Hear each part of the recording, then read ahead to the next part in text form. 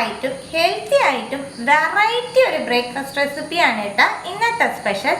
1/2 cup ചുവന്ന അവിൽ എടുത്തിട്ട് ഇതൊന്ന് കഴുകി കൊണ്ടുവരാം. കഴുകിയെടുത്ത അവലിലേക്ക് 1 ടേബിൾ സ്പൂൺ പാല് ചേർത്ത് അവിൽ കുതിർത്തി വെക്കാം. പാല് വേണ്ടാന്നുള്ളൊരു വെള്ളത്തിൽ കുതിർത്തിയാലും മതിട്ടാ.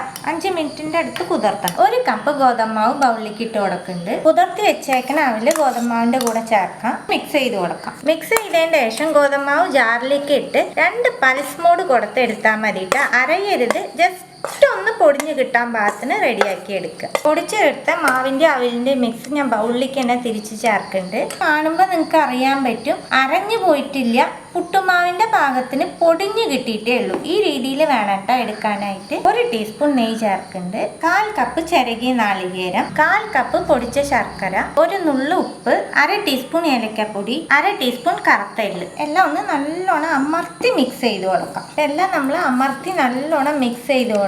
ഇത് ഓരോ ബോൾസ് ആക്കി എടുക്കാം. ഈ വലിപ്പത്തിലാണ് എല്ലാം ബോൾസ് ആക്കണേ. സ്റ്റീം ചെയ്യാൻ പോവാണ്. ഏതിലാണോ സ്റ്റീം ചെയ്യണേ ആ പാത്രത്തിലേക്ക് വെച്ച് കൊടുക്കാം. ഈ പാത്രത്തിൽ ഒരു ഇല വെച്ച് അതിൽ കുറച്ച് നെയ്യ് തേച്ചിട്ടുണ്ട് കേട്ടോ. എല്ലാം നമ്മൾ ഉരുട്ടിയെടുത്തു. ഈ 10 മിനിറ്റ് സ്റ്റീം ചെയ്തെടുക്കാം. പലഹാരം അടുപ്പത്ത് വെച്ച് 10 മിനിറ്റായി. ഫ്ലെയിം ഓഫ് ആക്കിയിട്ട് നമുക്ക് തുറക്കാം. ഇതൊന്ന് തണുക്കട്ടെ കേട്ടോ. അതിൻ്റെ ശേഷം നമുക്ക് എടുക്കാം. നമ്മളെല്ലാവരും മറന്നുപോയ ഒരു നാടൻ പലഹാരമാണ് കേട്ടോ.